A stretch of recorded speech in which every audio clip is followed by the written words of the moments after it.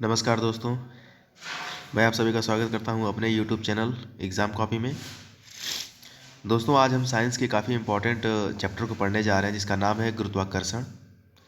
यहाँ से निश्चित है कि एक प्रश्न बनेगा, चाहे वो किसी भी परीक्षा की आप तैयारी कर रहे हों, group D, group C, even group B में भी, ग्रुप ए तक में भी यहाँ से प्रश्न आते हैं। डायरेक्ट फार्मूले से क्वेश्चन आ जाता है और जो जो पॉइंट इंपॉर्टेंट होगा मैं आपको वहाँ पे स्टार मार्क करूँगा, उनको आप देखते रहिएगा ध्यान से और प्लीज़ साथ साथ में नोट्स बनाते चलिएगा, अदरवाइज़ आप लोगों को प्रॉब्लम हो जाएगा। क्योंकि अगर आप नोट्स नहीं बनाएंगे, रिवीजन नहीं करेंगे, तो जाहिर सी बात है कि वो चीज़ें ज़्यादा दिन तक, ज़्यादा समय तक आपके दिमाग में नहीं रह पाएंगी, फिर आप लोगों को दिक्कत होगा। और हाँ, थोड़ा सा घर में कुछ काम चल रहा है जिस वजह से हो सकता है कि कुछ डिस्टर्बेंस हो, जिस वजह से मैं पहले से माफ़ी मांग लेता हूँ। लेकिन इसका मैं पूरा कोशिश करूँगा कि ज़्यादा आप लोगों को डिस्टर्बेंस महसूस ना हो। ठीक है, तो ठीक है दोस्तों, अगर आपने चैनल को सब्सक्राइब नहीं किया तो प्लीज़ सब्सक्राइब कर लीजिए, बेल आइकन को ऑन कर लीजिए, लाइक कीजिए, कमेंट कीजिए, शेयर कीजिए। तो हम अपनी वीडियो को अब स्टार्ट करते हैं। तो सबसे पहले हम बात करेंगे गुरुत्वाकर्षण क्या है, कैसे ये काम करता है और क्या चीज़ होता है। एक एक चीज़ हम इसके बारे में समझेंगे विस्तार से। ठीक है, तो गुरुत्वाकर्षण जो होता है, तो गुरुत्वाकर्षण का सार्वत्रिक नियम, पहले हम ये समझते हैं कि गुरुत्वाकर्षण का सार्वत्रिक नियम क्या होता है। गुरुत्वाकर्षण का सार्वत्रिक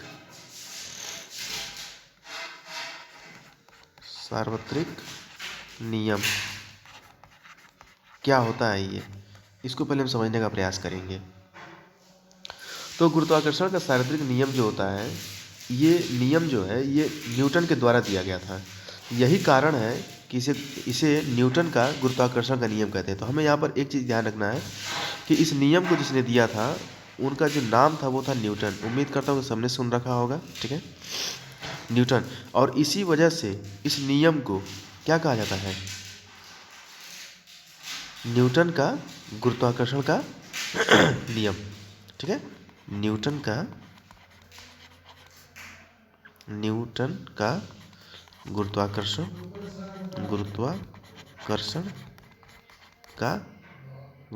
का गुरुत्वाकर्षण नियम, ऐसे आप याद रखिएगा। ठीक है, इस चीज़ को ध्यान रखिएगा। क्यों ऐसा कहा जाता है? क्योंकि न्यूटन ने इसके बारे में बताया था सबसे पहले। ठीक है, आगे हम देखते हैं। तो दो पिंडों के बीच लगने वाले आकर्षण बल का परिमाण, ठीक है, जो मैं बात बोल रहा हूँ थोड़ा ध्यान से सुनिएगा, कि दो पिंडों के बीच लगने वाले आकर्षण बल का परिमाण उन पिंडों के द्रव्यमान के गुणनफल के समानुपाती तथा उनके बीच की दूरी के वर्ग के व्युत्क्रमानुपाती होता है। जैसे, ये तो पूरी इसकी डेफिनेशन हो गया। तो कैसे ये काम करता है, क्या होता है ये चीज़, देखते हैं। जैसे मान लीजिए कि ये एक पिंड है, ये इसका सेंटर हो गया, और यहाँ पर एक पिंड हो गया और ये इसका सेंटर हो गया। ठीक है, तो ये यहाँ से यहाँ तक ये क्या हो गया, इसका रेडियस हो गया, और यहाँ से यहाँ तक ये इसका रेडियस हो गया। ठीक है, और ये चूँकि पिंड है तो इसका द्रव्यमान होगा, तो ये m हो गया और ये भी एक m हो गया। ठीक है, लेकिन ये m2 हो, इसका नाम रख देते हैं, इसका m1 नाम रख देते हैं, ताकि समझने में दिक्कत ना हो। तो वो डेफिनेशन में क्या कहा गया है कि दो पिंडों के बीच लगने वाले आकर्षण बल का परिमाण। ठीक है, और जैसे मान लीजिए कि अभी दो पिंड हो गए, अब ये भी एक पिंड हो गया, ये भी एक पिंड हो गया, लेकिन इनके बीच में आकर्षण भी तो होगा। और जब आकर्षण जब होगा तो इन पिंडों का जो द्रव्यमान है, उन द्रव्यमान के गुणनफल के समानुपाती, ठीक है, और उनके बीच की दूरी, ये यहाँ से और ये यहाँ तक, मान लीजिए कि इनके बीच का दूरी हो गया। ठीक है, तो इनके बीच की दूरी के वर्ग के व्युत्क्रमानुपाती होता है। तो यहाँ पर एक फार्मूला आता है जो डायरेक्ट क्वेश्चन पूछा जाएगा, उसको ध्यान रखिएगा। क्या है फार्मूला? तो F, अभी मैं एक एक चीज़ को बताऊंगा कि क्या है ये। F G into M1 m2r square. ये फार्मूला डायरेक्ट आपके क्वेश्चन मतलब डायरेक्ट क्वेश्चन बन करके आता है, इसको आप याद रखिएगा और इस पर आपको ट्रिक करना होगा। तो देखिए F जो है, F हमारा क्या है, बल हो गया, ठीक है, F हमारा बल हो गया। M क्या हो गया, पहला द्रव्यमान। M2 क्या हो गया, ये दूसरा पिंड का द्रव्यमान, ठीक है, दूसरे पिंड का द्रव्यमान ये हो गया। और R क्या हो गया, R हमारी त्रिज्या हो गई, और कुल मिलाकर के ये इनके बीच की दूरी है ये, ठीक है। क्यों, क्योंकि आप डेफिनेशन में आप देख रहे हैं कि उनके पिंड के द्रव्यमान के गुणनफल के समानुपाती, ठीक है, लेकिन उनके बीच की दूरी के वर्ग के व्युत्क्रमानुपाती। तो ये जो है यहाँ पर, इसको ध्यान दीजिए, ये R, ठीक है, ये व्युत्क्रमानुपाती ही तो है,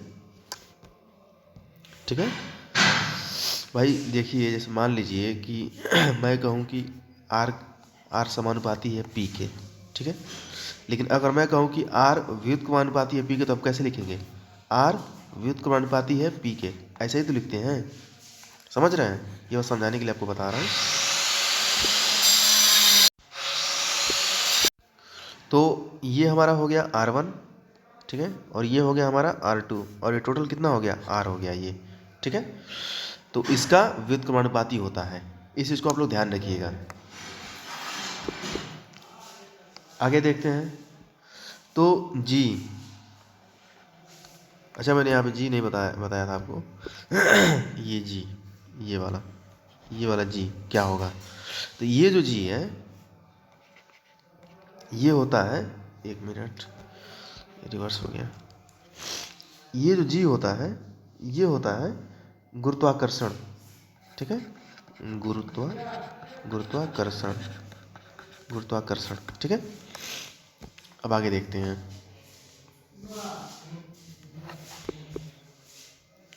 अब आगे जो है वो हमारा ये आ जाता है कि, एक मिनट, थोड़ा सा आवाज़ का भी ध्यान रखना पड़ता है ना, आप लोग को आवाज़ बराबर मिल सके।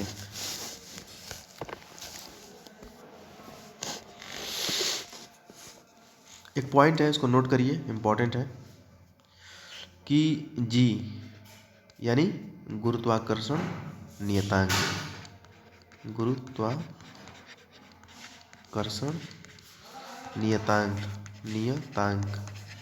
नियतांक, ठीक है, या स्थिरांक,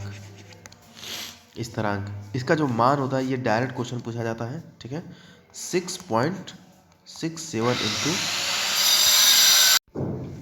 तो ये जो होता है वो होता है 6.67 इंटू 10 टू द पावर -11, ठीक है, न्यूटन प्रति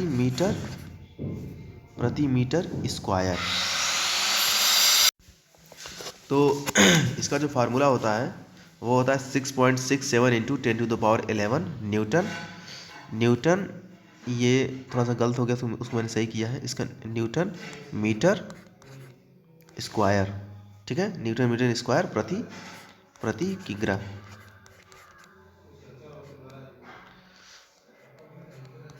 किग्रा, ठीक है, इस चीज़ को ध्यान रखिएगा, किग्रा स्क्वायर, इस चीज़ को ध्यान रखिएगा। ये डायरेक्ट फार्मूला आएगा, जो चीज़ एकदम डायरेक्ट आने वाली मैं उसको पहले बता दे रहा हूँ, ठीक है। एक पॉइंट और याद रखिएगा कि ये G जो होता है ना, ये एक अदिश राशि होती है, यानी कि गुरुत्वाकर्षण नियतांक जो है ये एक अदिश राशि है, अदिश राशि है, ठीक है। अब आगे हम देखते हैं गुरुत्व क्या होता है। तो गुरुत्व जो होता है वो होता है, गुरुत्व ये होता है कि उस आकर्षण बल से इसका तात्पर्य है जिससे पृथ्वी किसी वस्तु को अपने केंद्र की ओर खींचती है। जैसे मान लीजिए, पहले इसका डेफिनेशन लिख देते हैं। आकर्षण बल, आकर्षण बल, आकर्षण बल उस आकर्षण बल से है, बल से है जिसे जिसे पृथ्वी किसी वस्तु को अपने केंद्र की ओर खींचती है, ठीक है। जैसे मान लीजिए ये पृथ्वी है, यहाँ पे इसका सेंटर होगा, हमने किसी वस्तु को इसको फेंका है, ठीक है, तो ये कहीं ना कहीं तो आकर के गिरेगा ना, तो ये अपने केंद्र की तरफ ही तो इसको खींच रही है। यहाँ पर कोई लड़का है, अपने हाथ में बॉल लेकर खड़ा है, उसको उछाल दिया तो वो नीचे तो आएगा कि नहीं आएगा, इसे गुरुत्व कहते हैं, क्योंकि पृथ्वी अपने केंद्र की तरफ उसे खींचने का प्रयास करेगी, ठीक है। अब आगे देख लेते हैं कि गुरुत्वीय त्वरण क्या होता है, ठीक है, ये इम्पोर्टेंट है। पृथ्वी का गुरुत्वीय त्वरण क्या होता है ये, तो किसी वस्तु से जैसे मान लीजिए कि किसी ऊंचाई से अगर मुक्त रूप से छोड़ी गई कोई भी वस्तु पृथ्वी के गुरुत्व बल के कारण पृथ्वी की ओर गिरने लगती है, ठीक है, तथा उसके गिरने का जो वेग होता है वो निरंतर बढ़ता रहता है। जैसे मान लीजिए कि ये पृथ्वी है, ठीक है, पृथ्वी थोड़ा छोटा बन गया, देखिए बड़ा बना दीजिए। जैसे मान लीजिए ये कोई पृथ्वी है, ये इसका सेंटर हो गया, कोई लड़का है, ठीक है, ये क्या करता है कि इस बॉल को फेंका, एक बॉल लिया फेंका यहाँ तक, ठीक है, फिर एक दूसरी बॉल को लिया और उसने जोर लगा के फेंक दिया यहाँ तक, और एक और बॉल को लिया उसने जोर लगा के फेंक दिया यहाँ तक, एकदम बहुत ऊंचाई तक फेंक दिया, ठीक है। तो अब क्या होगा कि जब बॉल नीचे आएगी तो ये बॉल जल्दी से पृथ्वी पर नीचे आ जाएगी और इसका स्पीड थोड़ा कम होगा।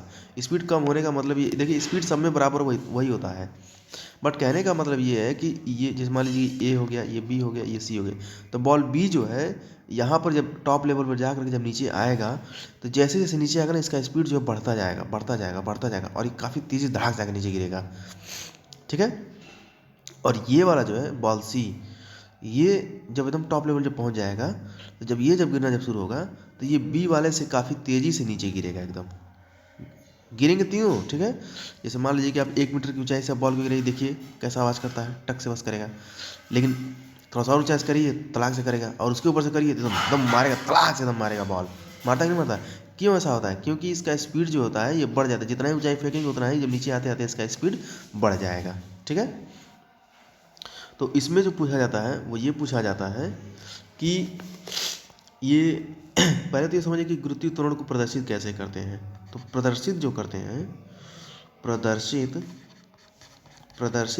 हैं वो छोटा जी से करते हैं, ध्यान रखिएगा। क्यों? क्योंकि बड़ा वाला जो था वो गुरुत्वाकर्षण नियतांक था वो, ठीक है। अभी लास्ट में उसको थोड़ा बता दूंगा, मैं दोनों मात्रा दिखा दूंगा, लेकिन इतना ध्यान रखिएगा कि गुरुत्वीय त्वरण छोटा जी, ठीक है, और गुरुत्वाकर्षण नियतांक वो बड़ा जी हो जाएगा, ठीक है। इसका मान क्या होता है? इसका मान होता है 9.8 मीटर पर सेकेंड स्क्वायर, ये इसका मान होता है। ये दोनों चीज़ें पूछी जाती हैं परीक्षा में, ठीक है। तो गुरुत्वीय त्वरण का मात्रक क्या है? मात्रक भी देख लीजिए। गुरुत्वीय त्वरण का मात्रक क्या होता है? तो मात्रक होता है मीटर पर सेकेंड स्क्वायर, ठीक है, अथवा एक और आता है इसका, अथवा न्यूटन किग्रा, न्यूटन प्रति किग्रा, ठीक है। न्यूटन प्रति किग्रा ये गुरुत्वीय त्वरण का मान होता है, न्यूटन प्रति किग्रा ये इसका मात्रक होता है, ठीक है। इसका जो मान होता है वो होता है 9.8 पर सेकेंड स्क्वायर, मीटर पर सेकेंड स्क्वायर, ठीक है। तो इस चीज़ को विशेष रूप से ध्यान रखिएगा। और जैसे मान लीजिए कि जी जो है, ठीक है, यानी कि ये जो 9.8 मीटर पर सेकेंड स्क्वायर, इसका जो मान जो होता है वो ये पृथ्वी हो गई हमारी, ठीक है। और ये हमारी हो गई विषुवत रेखा, ठीक है, और ये हो गया नॉर्थ पोल और ये हो गया साउथ पोल, ठीक है। तो सबसे ज़्यादा जो इसका मान होगा वो होगा यहाँ पर पोल पर, यानी कि ध्रुवों पर। ध्रुवों का जी का मान, यानी कि इस ये जो छोटा जो जी है, ठीक है, स्मॉल जो जी है, वो उसका मान जो होता है सबसे ज़्यादा होता है। यानी कि यहाँ पर एक मिनट, यहाँ पर 9.8 मीटर पर सेकेंड स्क्वायर, ये क्या होगा, सबसे हाई होगा। और यही चीज़ यहाँ पर भी होगी, साउथ पोल पर भी 9.8 मीटर पर सेकेंड स्क्वायर का जो मान होगा सबसे हाई होगा। लेकिन सबसे कम कहाँ होगा, तो वो यहाँ पर होगा विषुवत रेखा पर। यहाँ पर जो होगा 9.8 मीटर पर सेकेंड स्क्वायर का मान सबसे कम होगा। इस चीज़ को विशेष रूप से ध्यान रखिएगा कि गुरुत्वीय त्वरण का जो मान होता है वो ध्रुव पर सबसे ज़्यादा होता है और विषुवत रेखा पर सबसे कम होता है, ठीक है।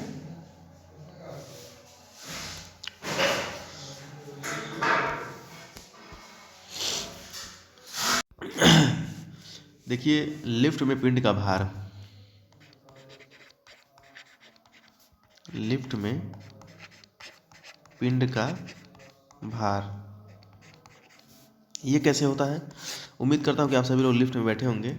हम भी बैठे थे 2009 में पहली बार अपने ही शहर में, ठीक है।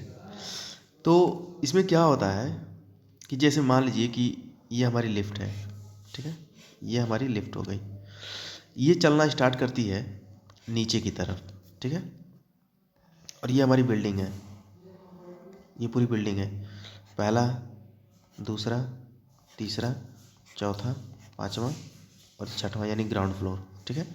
तो इसमें क्या होगा कि जब लिफ्ट नीचे की ओर जब चलना जब शुरू करती है तो इसमें जो खड़ा जो व्यक्ति होगा ना, उसको ऐसा लगेगा कि मेरा अचानक से भार जो है ना कम हो गया, एकदम उसका मन एकदम सख्त से करेगा। जैसे आप लोग झूला झूलते होंगे, नहीं देखते मन एकदम सख्त से करते, चाहे आप लोग गाड़ी में जब यात्रा करते होंगे तो जब पुल से जब नीचे जब गाड़ी उतरती होगी तब मन एकदम सख्त से करता है। क्यों करता है, क्योंकि अचानक से हम लोग का जो भार होता है ना वो कम हो जाता है। कम नहीं होता है, मतलब कम होता है, प्रतीत होता है, कम तो कभी नहीं होता है, ठीक है, लेकिन ऐसा लगेगा ना जैसे कि मतलब कम हो गया, ठीक है। तो यहाँ से जब ये चलेगा तो क्या होगा, इसको लगेगा जैसे मान लीजिए कि कितना हो गया, ये पहला, ये दूसरा, ये तीसरा, ये चौथा, ये पाँचवा, पाँचवें से जब चलेगा चौथे तक, ठीक है, इसको लगेगा कि हमारा भार कम हो गया। लेकिन चौथे पे, तीसरे पे और दूसरे पे इसको अपना भार ना एकदम बराबर इसको प्रतीत होगा। इस लिफ्ट में व्यक्ति का जो भार है यहाँ पर तो कम प्रतीत हो रहा था, यहाँ पर इसको अपना बराबर एकदम दिखाई देगा। और जैसे ही दूसरे से पहले पर जब आएगा एकदम ग्राउंड फ्लोर पर, यहाँ पर इसको ऐसा लगेगा जैसे हमारा भार थोड़ा सा जो है वो बढ़ गया है। ये सबके साथ होता है, ये नेचुरल चीज़ है, ठीक है। बस इसको थोड़ा सा ध्यान रखिएगा, समझने के लिए है। हो सकता है कि एग्जाम अगर पूछ ले तो बता दीजिएगा कि अगर लिफ्ट जब नीचे की तरफ आएगी तो हमारा भार जो है हमें घटता हुआ प्रतीत होता है, और निरंतर स्पीड से अगर चल रही है तो हमारा भार जो है बराबर प्रतीत होता है। और अगर लिफ्ट रुकेगी, ऊपर से आते हुए जब नीचे की तरफ जब रुकेगी तो वो हमारा भार थोड़ा सा बढ़ा हुआ प्रतीत होगा। इस चीज़ को आप उल्टा भी समझ सकते हैं कि जैसे ही लिफ्ट जब ऊपर की तरफ जब मूव करती है तो हमारा भार हमको बढ़ा हुआ प्रतीत होता है, निरंतर गति से जब चलेगी तो भार हमारा बराबर प्रतीत होगा, और जैसे ही जब रुकने का जब प्रयास करेगी तो हमारा भार क्या होगा, भाई नीचे से ऊपर जा रहा है ना, तो यहाँ पर आपको घटा हुआ आपको प्रतीत होगा आपको अपना भार, ठीक है। इस चीज़ को आपको ध्यान रखिएगा। मतलब एक वाला आप याद रखेंगे तो आपको दूसरा वाला वैसे ही याद आ जाएगा कि हमारी लिफ्ट है, हम ऊपर 5 तल्ला पे खड़े हैं, लिफ्ट हमारी चलना शुरू हुई, अचानक से हमको लगा कि हमारा भार कम हो गया, ठीक है। क्यों, क्योंकि लिफ्ट नीचे की तरफ मूव की है। अब कंटिन्यू चल रही है तो हमारा भार हमको बराबर लगेगा, और जैसे ही जब रुकेगा तो ऐसा लगेगा जैसे कि हमारा भार थोड़ा सा बढ़ गया है, ठीक है। इस चीज़ को ध्यान रखिएगा।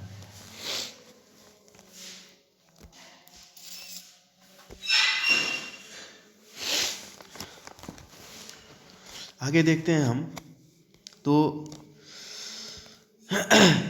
पलायन वेग,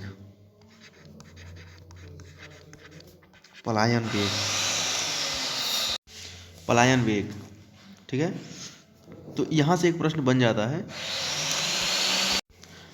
पलायन वेग, ठीक है। तो पलायन वेग क्या होता है, इसको हम थोड़ा सा समझने का प्रयास करेंगे क्योंकि ये इम्पोर्टेंट है, ठीक है।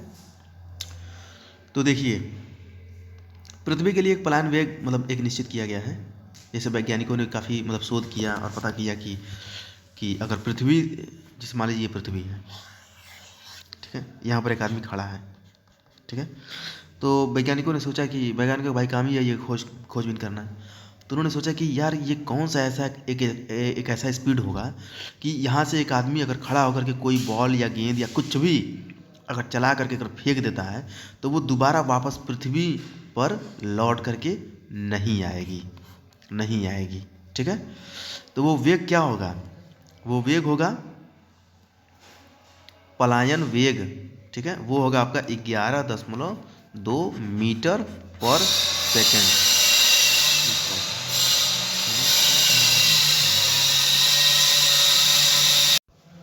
तो पलायन वेग का तो ये मान हो गया। ठीक है, लेकिन ये पृथ्वी के लिए है, याद रखिएगा, ये पृथ्वी के लिए है। कभी कभी वो चंद्रमा वाला भी पूछ लेता है, तो चंद्रमा का हमें याद रखना है, या तो दोनों रखना है। ठीक है, लेकिन चंद्रमा का भी ध्यान रखना है कि ये होता है 2.3 एक मिनट 2.38 मीटर पर सेकेंड। यानी कि अगर आप चंद्रमा पर से, ये चंद्रमा है, ठीक है, और ये पृथ्वी है, ठीक है, तो पृथ्वी से आपने फेंका कितना से? 11.2 से मीटर पर सेकेंड, इस स्पीड से फेंक दिया, बॉल वापस कभी आई भी नहीं करी, कभी नहीं आएगी। चंद्रमा पर आपको ज़्यादा जोर नहीं लगाना है। क्यों नहीं लगाना है? क्योंकि आपको ये पता होना चाहिए कि यहाँ पर जो गुरुत्वाकर्षण होता है ना, उसका ये 1/6 हो जाता है, 1/6। और जब आप 11.2 को जब भाग करेंगे आप 6 से, तो मैं ये नहीं कह रहा हूँ कि ये एग्जैक्ट यही मतलब दिखाएगा, लेकिन एक समझने के लिए आप समझ सकते हैं कि करीब करीब यही मतलब इसी के मतलब अप्रॉक्स आपका मान बैठता है। ठीक है, तो बस आप इतना ध्यान रखिएगा। अगर इतना नहीं समझ में आ रहा तो बस इतना ध्यान रखिए कि चंद्रमा पर जो गुरुत्वाकर्षण जो मान होता है ना, वो 1/6 हो जाता है। इसीलिए यही वजह है कि यहाँ पर देखिए 11.2 से फेंक रहे हैं और यहाँ पर 2.38 मीटर पर सेकंड के हिसाब से फेंक देंगे चंद्रमा पर, तो बॉल जो है वो वापस चंद्रमा पर नहीं गिरेगी, कभी नहीं आएगी वो। ठीक है, वो हमेशा के लिए पलायित हो जाएगी। ठीक है, इस चीज़ को विशेष रूप से ध्यान रखिएगा। आगे हम देखते हैं, आगे है भूतुल्य कालिका। भूतुल्य कालिका क्या होती है? भूतुल्य तुल्य कालिका, कालिका कक्षा, ये क्या होता है? तो दोस्तों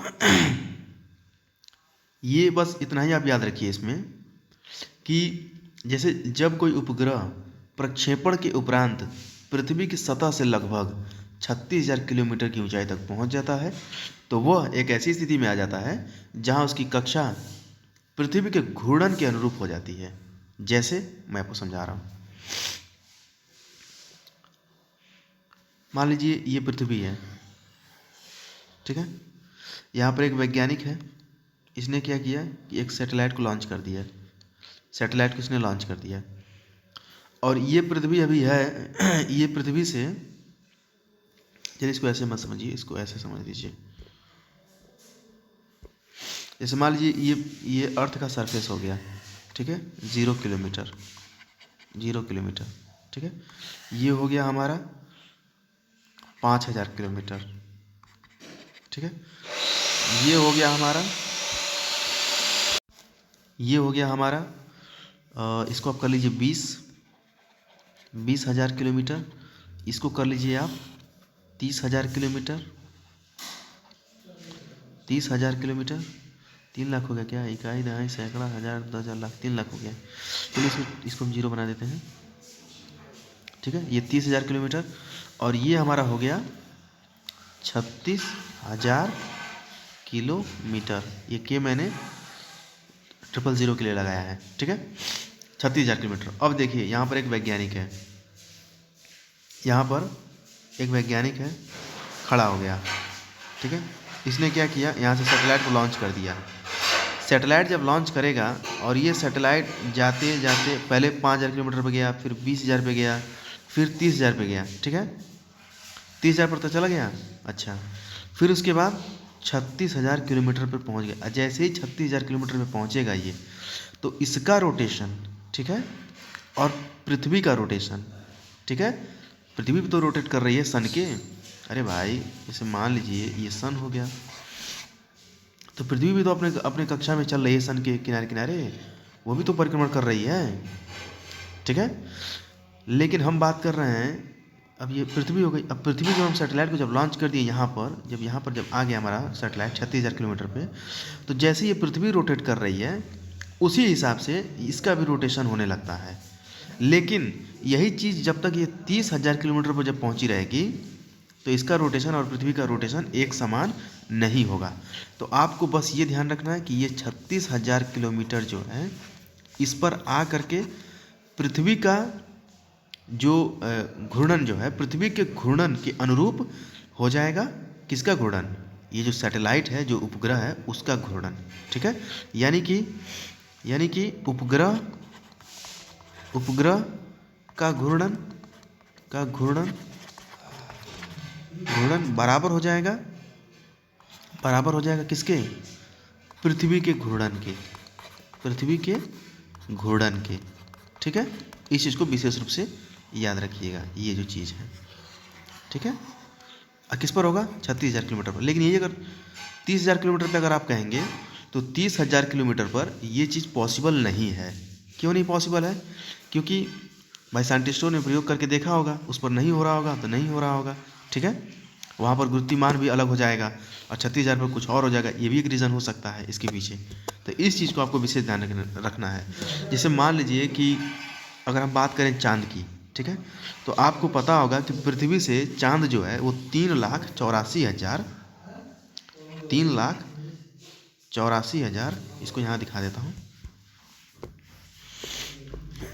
एक मिनट, ठंडी में उंगली भी काम नहीं कर रहा है ये। देखिए ये हमारी पृथ्वी हो गई। वीडियो थोड़ी सी लंबी हो रही है, लेकिन देखिए टॉपिक को समझाना जरूरी है, इसलिए वीडियो भले ही आधा घंटा की हो जाए, 40 मिनट का हो जाए, हमें इससे कोई फ़र्क नहीं पड़ता। जिनको पढ़ना है, जिनको देखना है वो देखें, ठीक है। इसमें ऐसा नहीं है कि भाई जल्दी जल्दी आपको पढ़ा करके जल्दी से ख़त्म कर दें, ऐसा मेरा इंटेंशन नहीं है, ठीक है। मैं जब तक समझा नहीं लूँगा टॉपिक ख़त्म नहीं हो जाएगा, वीडियो नहीं ख़त्म होगी। ऐसा नहीं है कि 22 मिनट हमने फिक्स कर रखा है, चाहे 20 मिनट। छोटा टॉपिक होगा तो कम समय लगेगा, बड़ा टॉपिक होगा तो ज़्यादा समय लगेगा, सीधी सी बात है। खैर ज़्यादा बात नहीं करते हैं, कम की बात करेंगे। तो जैसे मान लीजिए ये पृथ्वी हमारी हो गई, ठीक। यहाँ से आप गए ऊपर, कितना ऊपर गए? 3,84,000 समथिंग है, 200 कुछ है, ठीक है। लेकिन इसको मोटा मोटी ऐसे समझ लीजिए 3,84,000 याद रखने के लिए किया जाता है, ठीक है। ये हमारा हो गया चंद्रमा, अच्छा।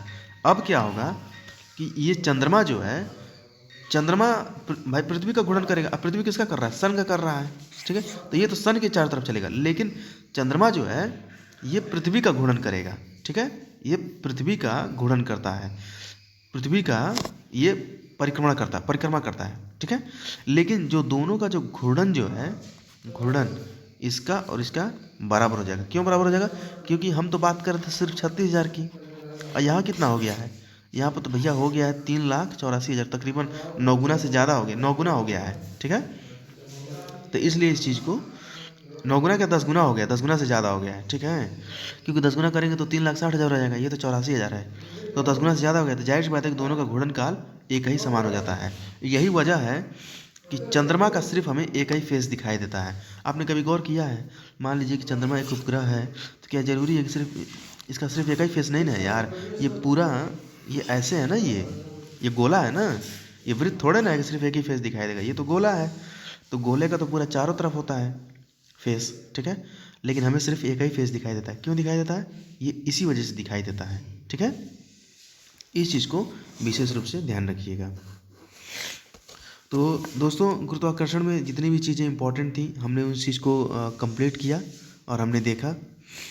और कल हम जो पढ़ेंगे वो पढ़ेंगे हम सरल आवर्त गति के बारे में, कि सरल आवर्त गति कैसे होती है, क्या होता है, क्या क्या इसके फार्मूले हैं, उन सब चीज़ों को हम देखेंगे। तो मिलता हूँ फिर मैं आपको अगले वीडियो में। अगर आपने चैनल को सब्सक्राइब नहीं किया तो प्लीज़ सब्सक्राइब कर लीजिए, बेल आइकन को ऑन कर लीजिएगा, लाइक कीजिएगा, कमेंट कीजिएगा, ठीक है। मिलता हूँ फिर इसके मैं अगले भाग में, इसका अगला भाग क्या मतलब अगले वीडियो में। तब तक के लिए नमस्कार।